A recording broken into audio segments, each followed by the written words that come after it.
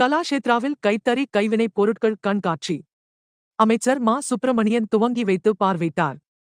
சென்னையில் பழங்குடி கூட்டுறவு சந்தைப்படுத்தல் மேம்பாட்டு கூட்டமைப்பு இந்திய லிமிடெட் டிரைஃப்ட் அமைப்பு சார்பில் நாடு முழுவதும் உள்ள நெசவாளர்கள் மற்றும் கைவினைஞர்கள் சார்பில் பல மாநிலத்தை சார்ந்த பழங்குடியினரின் கைவினை கைத்தறி உணவு வகைகள் வர்த்தகம் மற்றும் பாரம்பரிய கலை கண்காட்சி திருவான்மியூர் கலாஷேத்ராவில் நவம்பர் 15 முதல் நவம்பர் 25 வரை நடைபெறுகிறது.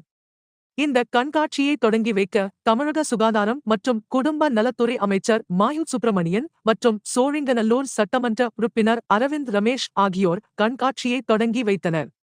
ஆண்டுதோறும் சென்னையில் கைத்தறி கண்காட்சி நடத்தப்பட்டு வருகிறது. அதன்படி இந்த ஆண்டுகளாக பல மாநிலத்தின் பருத்தி கைத்தறி ஆடைகள் கைவினைப் பொருட்கள் உணவு வகைகள் வர்த்தகம் மற்றும் பாரம்பரிய கலை கண்காட்சி என சென்னை திருவான்மியூரில் உள்ள கலாஷேத்ரா வளாகத்தில் ஆதி மகோத்சவ் என்ற பெயரில் நடந்து வருகிறது.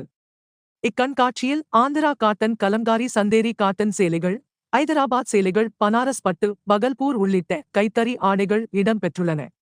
பழமையான டிசைன் நகைகள் ஜெய்ப்பூர் கல் வைத்த நகைகள் ராஜஸ்தான் மர பொருட்கள் மணிப்பூர் கருப்பு கல் அழகு சாதனங்கள் மத்திய பிரதேச வெண்கல சிற்பங்கள் உள்ளிட்ட பல மாநில கைவினைப் பொருட்கள் பார்வையாளர்களை கவர்ந்து இருந்தது. மேலும் பழங்குடியினர் தங்கள் பொருட்களை தாங்களே விற்கும் வகையில் அவர்களுக்கு வசதிகள் மற்றும் சேவைகளை வழங்கும் கண்காட்சியும் மற்றும் இந்தியாவின் பழங்குடியினரின் பாரம்பரியம் பொருட்கள் மற்றும் கலாச்சாரத்தை கொண்டாடும் தேசிய அளவிலான பழங்குடி திருவிழா ஆகவும் இந்த கண்காட்சி நடைபெறுகிறது.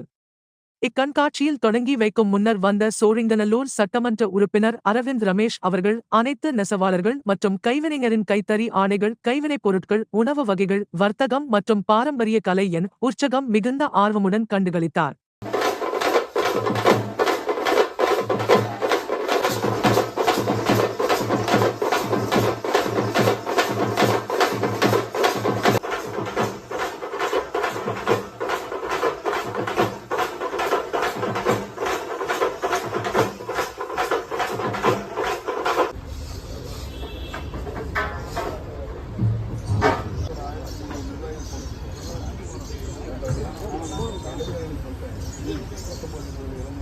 Your support and enthusiasm make a huge difference and we are truly grateful.